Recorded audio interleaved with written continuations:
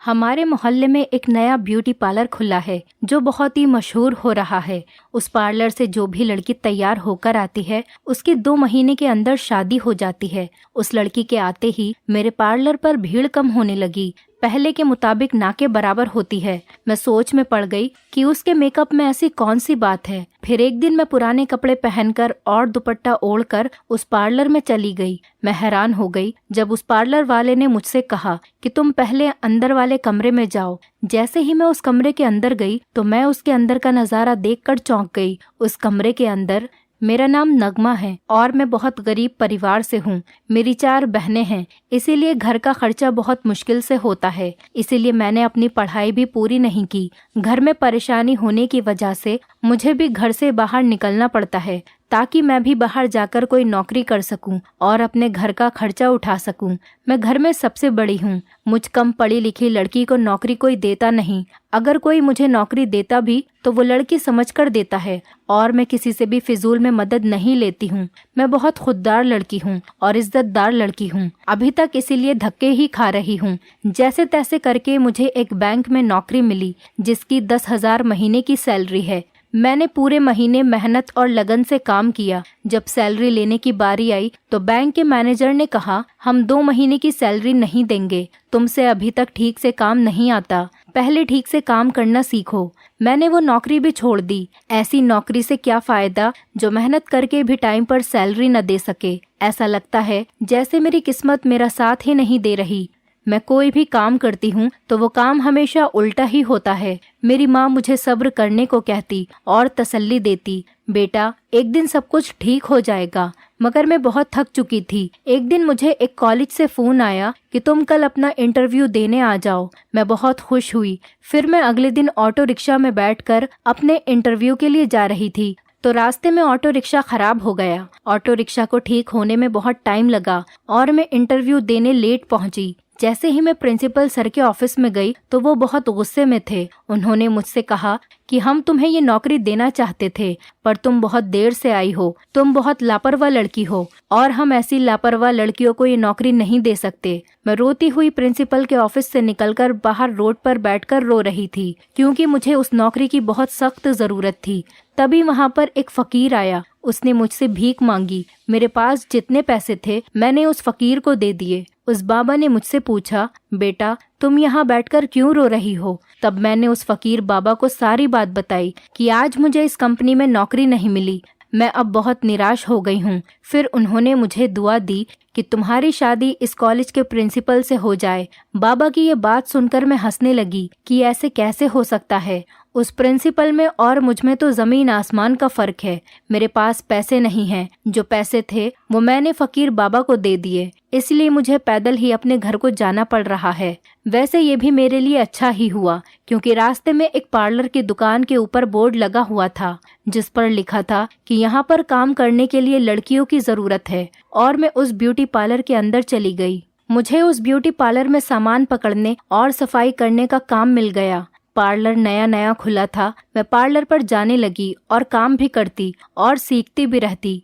मैंने सोचा पार्लर का काम सीखकर अपने यहाँ पर पार्लर खोल दूंगी। पार्लर वाली बहुत अच्छी थी, मुझे काम भी सिखाती और पैसे भी देती। मेरे हाथ में बहुत सफाई थी। अधिकतर लोग मुझसे ही काम कराते थे जिसकी वजह से पार्लर में बहुत काम आने लगा।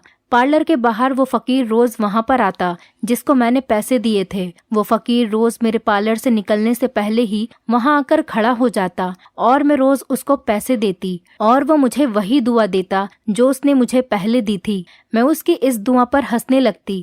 फिर एक दिन मैंने उस फकीर से कहा, बाबा मैंने तो उस प्रिंसिपल को कभी देखा भी नहीं और ना ही उसने मुझे कभी देखा, फिर भला ये दुआ कैसे पूरी हो सकती है? आप मुझे कुछ और दुआ दिया करें। फकीर कहने लगा कि ये दुआ जरूर पूरी होगी। अगर तेरी शादी उससे ना हुई तो तेरी शादी किसी बड़े आदमी से होगी और ऊंचे परिवार में जरूर होगी। मुझे लगता था कि वो मुझे ये दुआ इसीलिए देता है क्योंकि मैं खुश होकर उसे पैसे दिया करूं, इसीलिए मैं उसकी बातों पर ज्यादा ध्यान नहीं देती थी। मैंने 6 महीने दिल लगाकर पार्लर का काम सीख लिया और कुछ पैसे इकट्ठा करके सामान ले आई। जब सारा सामान आ गया तो मैंने भी अपने घर में एक नया ब्यूटी पार्लर खोल लिया। मोहल्ले की सारी लड़कियां और औरतें मेरे पार्लर पर आने लगी। मैं उनसे बहुत कम पैसे लेती थी। धीरे धीरे मेरा पार्लर खूब चलने लगा और मेरे घर का खर्चा खूब अच्छा चलने लगा। मैं सबको बहुत अच्छे से तैयार करती थी, इसीलिए मेरे पार्लर पर बहुत भीड़ रहने लगी। मेरे घर के हालात बदलने लगे और हम बहुत खुश रहने लगे। मैं सोच रही थी कि अब मैं शहर में अपना नया पार्लर खोलूंगी और अपने पैसे भी बढ़ाऊंगी, पर शायद मेरी खुशियों को किसी की नजर लग गई। कुछ ऐसा हुआ जिसके बारे में मैंने सोचा भी नहीं था। हमारे मोहल्ले में एक नई किराएदार आई थी, जिन्होंने आते ही एक नया ब्यूटी पार्लर खोल लिया। मुझे लगता था कि मेरे काम पर इसका कोई असर नहीं पड़ेगा। मुझे अपने पुराने कस्टमर पर पूरा यकीन था कि वो अपना काम मुझसे ही करवाएंगे। शुरू में तो वो पार्लर कम चला, पर धीरे धीरे पार्लर बहुत मशहूर होने लगा। उसके बारे में ये खबर तेजी से फैलने लगी कि जो भी लड़की इस पार्लर से तैयार होकर आती थी, उसकी शादी 2 महीने के अंदर ही हो जाती थी। देखते ही देखते ये खबर पूरे मोहल्ले में फैल गई। मेरे सारे कस्टमर अब उस पार्लर पर जाने लगे और मेरे पार्लर पर अब पहले के मुताबिक बहुत कम लोग आते और उसके पार्लर पर बहुत भीड़ होने लगी। ये मेरे लिए बहुत परेशानी वाली बात थी कि ऐसा कैसे हो सकता है। वो लड़की अपने पार्लर को चलाने के लिए जरूर झूठ बोल रही होगी। मुझे उसकी इन बातों पर बिल्कुल भी यकीन नहीं आ रहा है कि वो लड़की को तैयार करेगी और 2 महीने के अंदर उसकी शादी हो जाएगी। इतने में मेरी चचेरी बहन सायमा मेरे पास आई और कहने लगी कि वो नया पार्लर बहुत अच्छा चल रहा है। मैंने सुना है कि वहाँ जो लड़की तैयार होकर आती है, उसकी शादी 2 महीने के अंदर ही हो जाती है। मैंने अपनी बहन से कहा कि वो अपने पार्लर को मशहूर करने के लिए ऐसा कह रही है। मुझे उसकी बात पर तो बिल्कुल यकीन नहीं है। सायमा ने कहा, सच में ऐसा ही हो रहा है। तुमने उसके बारे में जो भी सुना है वो बिल्कुल सच है। मैं हैरान रह गई और सोचने लगी कि ऐसा कैसे हो सकता है। फिर सायमा ने बताया कि अपने घर के पीछे ईरम नाम की जो लड़की थी, उसकी शादी नहीं हो रही थी। वो भी उस पार्लर में तैयार होने गई थी और 1 महीने के अंदर अंदर उसकी शादी हो गई। उसके बाद भी अपने मोहल्ले की कई सारी लड़कियों की शादी हो गई, इसीलिए तो इस पार्लर में लड़कियां जाती हैं। मैं ये सब बातें सुनकर हैरत में रह गई। अब तो मेरे पार्लर पर कोई भी नहीं आता है। मैंने उसकी तैयार की हुई लड़कियों को देखा, वो ज्यादा अच्छे से तैयार हुई भी नहीं थी। मैं उससे अच्छा लड़कियों को तैयार करती थी। शादी होने के चक्कर में ही लड़कियां उसके पार्लर पर जाती थीं। मैं बहुत परेशान थी कि ऐसा कैसे हो सकता है, क्योंकि सायमा भी उसी के पार्लर में गई थी और 20 दिन के अंदर अंदर उसकी भी शादी हो गई। मैं सायमा के लिए बहुत खुश थी, क्योंकि वो शादी के बाद दूसरे शहर चली गई थी। अब मैंने सोच लिया था कि मैं अब सच का पता लगाकर रहूंगी कि उसके पार्लर में ऐसी कौन सी बात है जो रातों रात लड़कियों के रिश्ते आ जाते हैं। अगले दिन मोहल्ले की एक लड़की से कहलवाया कि मैं उससे मिलना चाहती हूँ, तो उस पार्लर वाली ने मिलने के लिए मना कर दिया था, क्योंकि वो कभी भी किसी दूसरे पार्लर वाली से नहीं मिलती थी। ये सुनकर मुझे बहुत बुरा लगा। फिर मैंने सोचा कि उसने मुझे कभी नहीं देखा, मैं उसकी कस्टमर बनकर चली जाती हूँ। मैं ये सोचते हुए मुस्कुराने लगी और मैं इस तरह से उस पार्लर वाली से मिल भी लूंगी और पता भी चल जाएगा। मैं पुराने कपड़े पहनकर और दुपट्टा ओढ़कर घर से निकल गई। उसने मुझे कभी नहीं देखा था, मगर फिर भी मुझे डर था कि कोई मुझे पहचान न ले, इसीलिए मैंने अपना मुंह ढक रखा था। मैं उस पार्लर के अंदर गई। उस पार्लर वाली ने अपने चेहरे पर मास्क लगा रखा था। मैंने उससे कहा, मेरी शादी नहीं हो रही, इसीलिए मैं आपके पार्लर पर तैयार होने आई हूँ। वो मेरी बात सुनकर बहुत खुश हो गई। उसने मुझे बिठाया और चाय पिलाई। उसने मुझसे कहा, मैं अभी दूसरी लड़की को तैयार कर रही हूँ, तुम यहाँ बैठकर इंतजार करो। उसने दूसरी लड़की को तैयार किया। उस लड़की को मैं जानती थी, वो मेरी पुरानी कस्टमर थी। तैयार होकर वो लड़की पार्लर वाली के साथ अंदर वाले कमरे में चली गई। मैं ये देखकर हैरान रह गई कि इस लड़की को तो तैयार होकर अपने घर जाना था, तो फिर ये अंदर कमरे में क्यों गई है। थोड़ी देर बाद वो पार्लर वाली बाहर आकर बोली, तुम कल आना, मुझे आज बहुत जरूरी काम है। ये सुनकर मैं बाहर आकर खड़ी हो गई तो मैंने देखा पार्लर वाली के घर के आगे एक बड़ी सी गाड़ी रुकी और उसमें से कुछ लोग निकलकर पार्लर वाली के घर के अंदर चले गए। मैं ये देखकर हैरान रह गई कि आखिर ये हो क्या रहा है। ये सोचती हुई मैं अपने घर पर आ गई। कुछ दिनों बाद उस कस्टमर का रिश्ता उन लोगों से हो गया और बहुत जल्दी शादी होने वाली थी। मैंने सच में ये सब अपनी आंखों से देखा था कि उस पार्लर से तैयार होने वाली लड़कियों की शादी हो रही है। कुछ दिनों बाद मैं दोबारा उस पार्लर में गई। आज उसके पार्लर में भीड़ नहीं थी। पार्लर वाली ने मुझसे कहा, तुम्हें तैयार होने से पहले मुझसे एक वादा करना होगा कि यहाँ पर जो भी बात होगी वो तुम किसी को नहीं बताओगी। मैं परेशान हो गई और सोचने लगी कि आखिर ऐसी क्या बात है। वो पार्लर वाली कहने लगी, तुम यहाँ इसीलिए तैयार होने आई हो ताकि तुम्हारी शादी जल्द से जल्द हो जाए।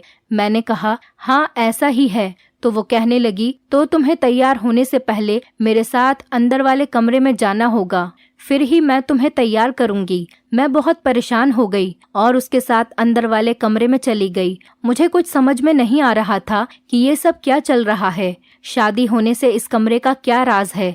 बस मैं ये सोचती हुई उसके पीछे पीछे उस कमरे में चली गई।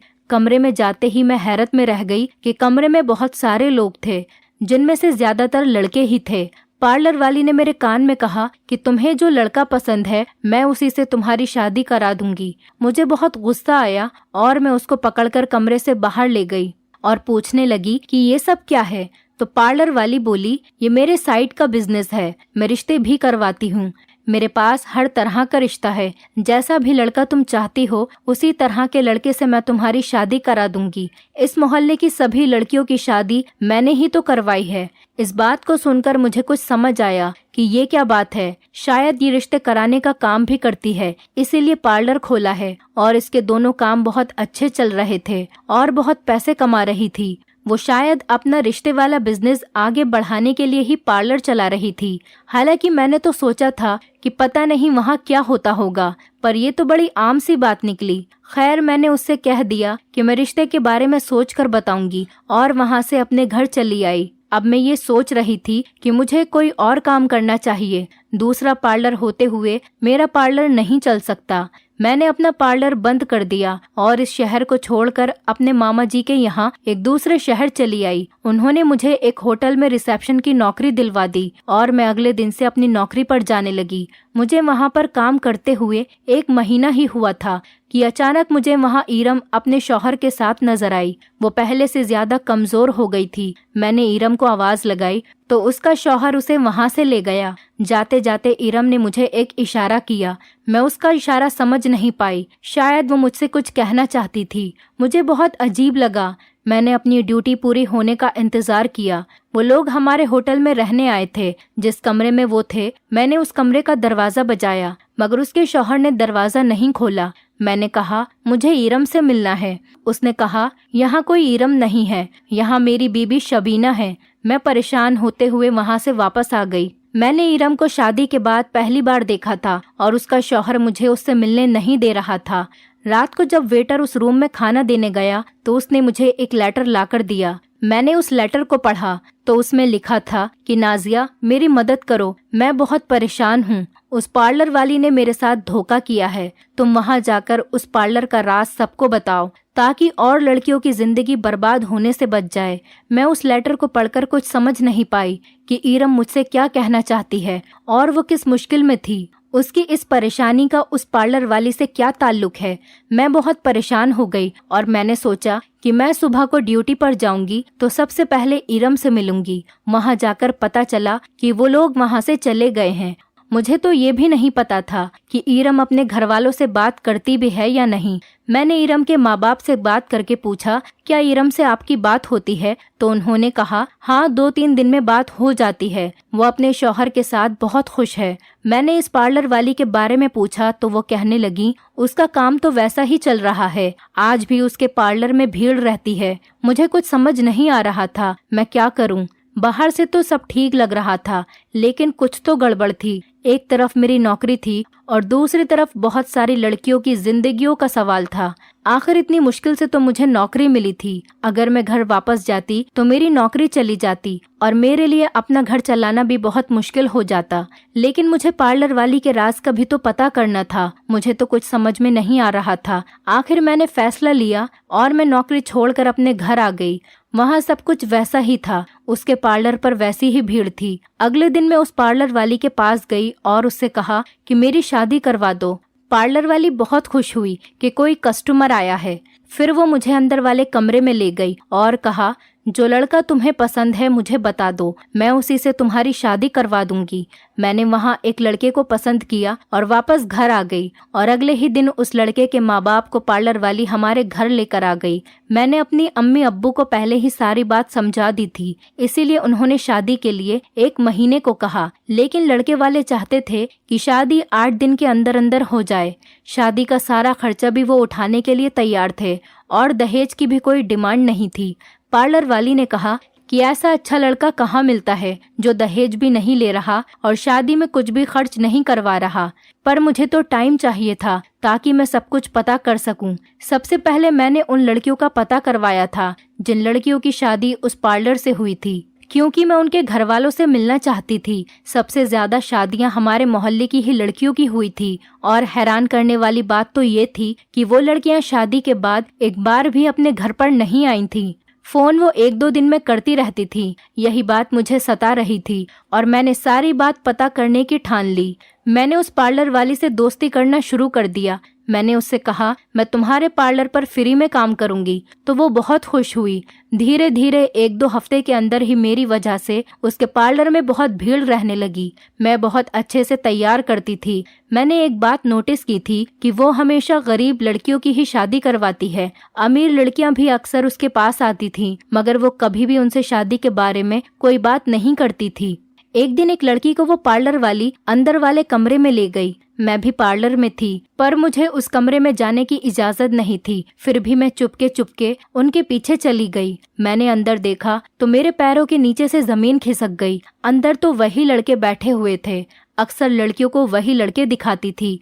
उसमें वहाँ वो लड़का भी बैठा था जिससे मेरा रिश्ता पक्का हुआ था। जैसे ही वो लड़की उस कमरे से बाहर आई तो वो सारे लड़के दूसरे कमरे में चले गए। अब तो ये मसला और भी ज्यादा गहरा होता जा रहा था। उन लड़कों को देखकर ऐसा लगा कि जैसे वो वहीं रहते हों।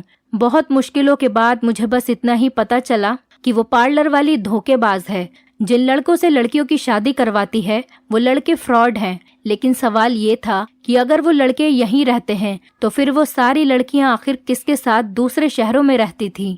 और फिर मैंने ये सोचा कि अब मैं इस राज का पता तब ही लगा सकती थी जब मैं खुद शादी करती। मैंने पार्लर वाली से कहा कि मेरी शादी की तारीख पक्की करा दो। शादी होने के बाद मुझे अपने शौहर के साथ बड़े शहर जाना था।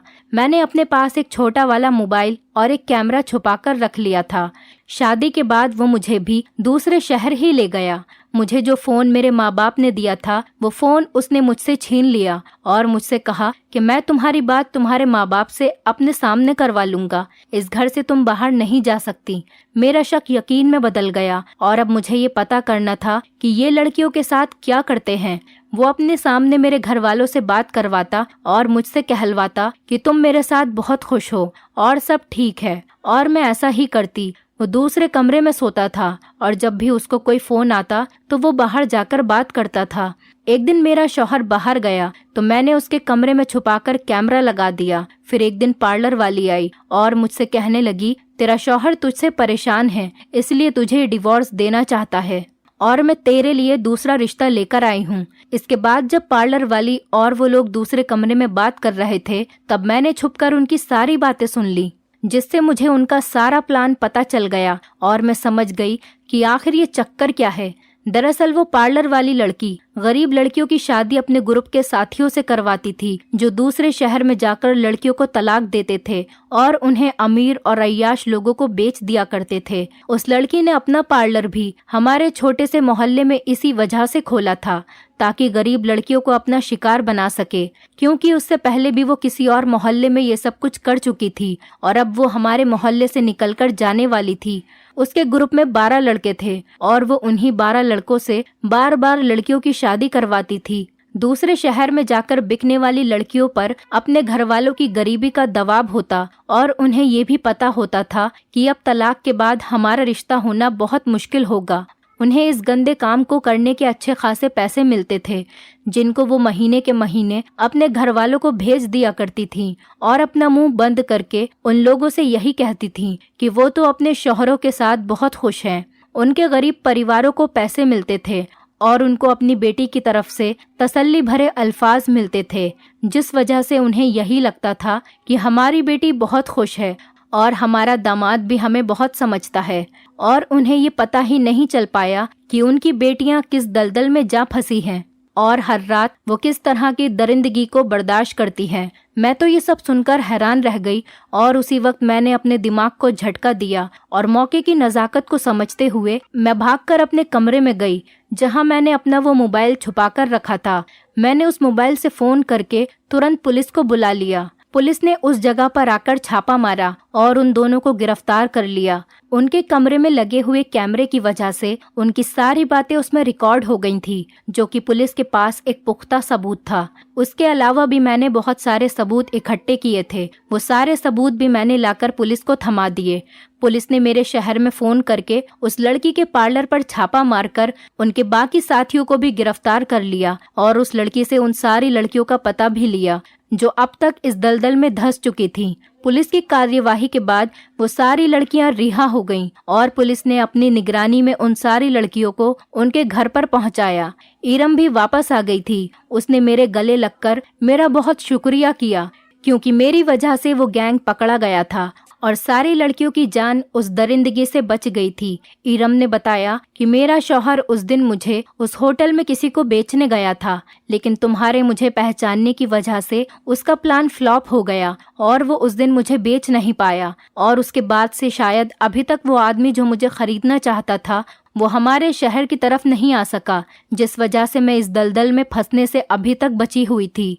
ये सारा मामला बहुत बड़े फ्रॉड का था, इसीलिए ये सब कुछ अखबारों में भी आया और मेरी बहादुरी के किस्से भी उनमें छपे। इन सब की वजह से मैं बहुत मशहूर हो गई थी। मेरे कई सारे इंटरव्यूज टीवी चैनल्स ने भी करे। मेरे चर्चे चारों तरफ हो गए। मेरी ईमानदारी और बहादुरी को देखते हुए बहुत सारी जगहों से मुझे नौकरियों के ऑफर आने लगे। उन्हीं में से एक अच्छी कंपनी को देखकर मैंने वहां नौकरी कर ली। उस कंपनी के मालिक को शायद मैं पसंद आ गई थी, इसीलिए कुछ टाइम के बाद उसने मेरे माँ बाप के पास रिश्ता भेजा और जल्द ही मेरी उससे शादी हो गई। जब रात को दुल्हन बनकर मैं अपने शौहर का इंतजार कर रही थी, तब मुझे उस फकीर की दुआ याद आई जब एक दिन उसने मुझसे कहा था कि जिसने तुझे नौकरी से निकाला है, अगर उससे तेरी शादी ना भी हुई तब भी तेरी शादी किसी कंपनी के मालिक से ही होगी, यानी कि किसी बड़े घर में। और मुझे आज उसकी दुआ कबूल होती हुई नजर आई और मुझे अपनी किस्मत पर बड़ी खुशी हुई क्योंकि ऊपर वाले ने मेरी नेकियों के बदले मुझे आज इस खुशी भरे दिन से नवाजा था और बैठे बिठाए मुझे इतनी बड़ी और आलीशान कंपनी की मालकिन बना दिया था। दोस्तों, उम्मीद करती हूँ आपको हमारी कहानी पसंद आई होगी। कहानी पसंद आई है तो वीडियो को लाइक करें, चैनल पर नए हैं तो चैनल को सब्सक्राइब करें और हाँ, नोटिफिकेशन बेल को जरूर दबाएं ताकि अगली अपडेट सबसे पहले आपको मिले।